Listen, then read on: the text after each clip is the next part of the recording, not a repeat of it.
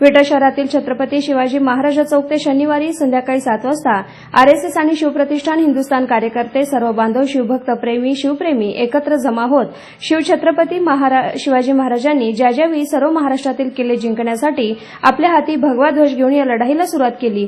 जय भवानी, जय शिवाजी, हर हर महादेव, छत्रपती शिवाजी महाराज की जय अशा घोषणा देत या लढाईत अनेक गड किल्ले छत्रपती शिवाजी महाराज आणि त्यांच्या मावळ्यांनी शत्रूकडून गड ताब्यात घेत किल्ले ताब्यात घेतले. ज्यावेळी छत्रपती शिवाजी महाराजांनी गड किल्ले ताब्यात घेतले त्यावेळी हाच राष्ट्रीय भगवा ध्वज ज्याच्या गडावर उभारण्यात आला. आज सन्मानानं सर्वजण या भगवा ध्वज झेंड्याचे रक्षक करतात.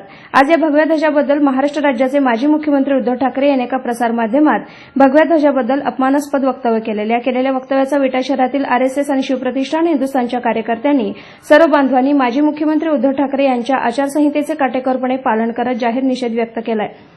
अॅडव्होकेट विनोद गोसावी, शिवप्रतिष्ठानचे खानापूर तालुका अध्यक्ष महेंद्र माने, युवा नेते श्रीधर जाधव, सुजय गोसावी, शिवप्रसाद शेंडे, संजय मोहिते, ओंकार पाटील, संतोष लकडे सह हिंदू बांधव उपस्थित होते.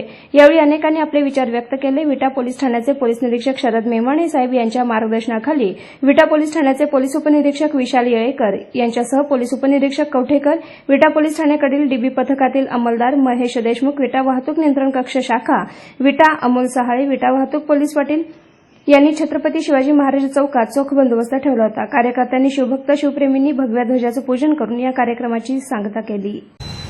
खरं म्हणजे उद्धव ठाकरेंनी अशा प्रकारचं वक्तव्य करायला नको होतं. भगव्या झेंड्याला फडकं म्हणणं ह्याच्यासारखं निंदनीय कृत्य नाही. आम्हाला हे काल त्यांचं वक्तव्य आम्ही बघितलं समाज माध्यमावर आणि आम्हाला रात्रभर झोप आली नाही. की एकेकाळचा आपल्याबरोबर सगळ्या धर्माचं किंवा सगळ्यांना बरोबर घेऊन जाणारा हा नेता इतका बिघडला कसा, अशा आमच्या मनात शंका आली आणि आम्हाला बेचैन झालो. म्हणून आम्ही आज ठरवलं की आज आपण एकत्र येऊया आणि ही जी काही घटना घडलेली आहे त्या घटनेचा आपण निषेध करूया.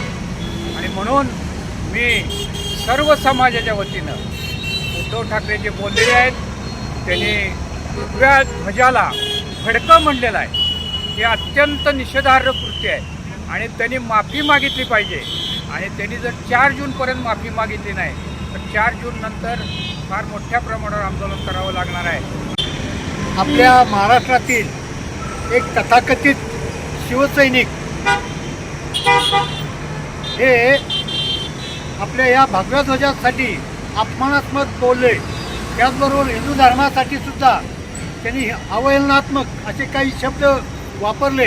या सगळ्याचा आम्ही निषेध करीत आहोत. आपल्या हिंदू धर्माच्यासाठी कुणी यावं आणि टेकडी मारून जावं अशा पद्धतीची व्यवस्था आहे की काय? कुणी उठावं आणि आमच्या हिंदू धर्माला काही बोलावं आणि आम्ही ते सहन करायचं कशासाठी? आमच्या हिंदू धर्माचा अपमान आम्ही सहन कदापि करणार नाही. आणि म्हणून आज लगेच आम्ही मगाची काही जणांना निरोप देऊन लगेच आपले सगळे हिंदू बांधवांना एकत्र करण्याचा प्रयत्न केला. होईल तेवढा निषेध हा त्याज्यच आहे, नक्कीच तो वाईट आहे. त्यांनी बोललेलं हे चुकीचंच आहे. पण ह्याचं कुठंतरी त्यांना हे परिणाम हे त्यांना भोगावे लागतील आणि हिंदू धर्माचा अपमान त्यांनी यापुढं कधी करू नये. वास्तविक त्यांच्या परवा दिवशी ज्या TV9च्या मुलाखतीत उद्धव ठाकरे यांनी ज्या भगव्या ध्वजाला फडकं म्हटलं त्या संवादाचा तीव्र निषेध करण्यासाठी आज या ठिकाणी आम्ही सर्वजण जमा झालेलो आहे. ज्या उद्धव ठाकरेंनी भगव्या झेंड्याच्या नावाखाली इतक्या वर्ष राजकारण केलं, ज्या हिंदुस्थानात काश्मीरपासून कन्याकुमारीपर्यंत भगवा देश झेंडा राखण्यासाठी प्राणाची आहुती ज्यांनी दिली त्या सर्वांचा अपमान या उद्धव ठाकरेंनी केलेला आहे. राजकारण करायच्या नादात आपण किती स्तरावखालच्या गेलेलो आहे याचं भान त्यांना राहिलेलं नाही. त्यांनी या केलेल्या वक्तव्याचा आम्ही सर्वजण निषेध करत आहोत. तसेच त्यांनी लवकरात लवकर भगवा ध्वजापुढे नतमस्तक होऊन माफी मागावी या पूर्ण हिंदुस्थानाची, असं आम्ही या ठिकाणी त्यांना जाहीर आवाहन करतो. आणि तसं जर त्यांनी नाही केलं तर 4 जून नंतर सर्वांनी सांगितल्या पद्धतीनं आम्ही तीव्र आंदोलन या ठिकाणी करू. मी सर्व हिंदू बांधव इथं एकत्र झालो आहे. त्याचं कारण असं, काल मुंबईमध्ये एक सभा झाली. त्या सभेमध्ये उद्धव ठाकरे म्हणजे त्यांना आता काही लोकांनी उपमा दिलेली आहे उद्धवस्त ठाकरे, म्हणजे त्याला साजेसं त्यांनी त्यांचं वर्तणूक चालू केलेली आहे. जे भगवा ध्वज म्हणजे परमपूज्य भगवा ध्वज, ज्या भगव्या ध्वजाला आम्ही देवाच्या रूपात मानतो. नवरात्रामध्ये दुर्गामाता दौडीच्या वेळेला आम्ही त्या ध्वजाची एक देवीच्या रूपामध्ये तिची सेवा करत असतो, तिची पूजा करत असतो.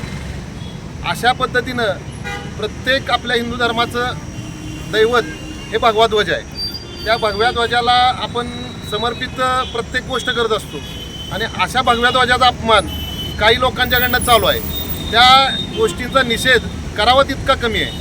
भगव्या ध्वज शेवटी एक लक्षात घ्या, त्यांनी आत्तापर्यंत त्यांना त्या भगव्या ध्वजापासूनच जे काय मिळालं ते त्या भगव्या ध्वजापासून मिळालं. आता तुम्हाला मिळायचं बंद झालं की तुम्हाला काही सुचायला लागलं आहे, तुम्ही काही वक्तव्य करायला चालू केलेत. हा तमाम हिंदू धर्माचा अपमान आहे, तमाम हिंदू जनतेचा अपमान आहे. त्या सर्वांच्या वतीनं आम्ही सर्वजण त्या गोष्टीचा निषेध करतोय. इथून पुढं त्यांनी असं वक्तव्य केलं तर याच्यापेक्षा पुढं मोठं तीव्र आंदोलन केलं जाईल.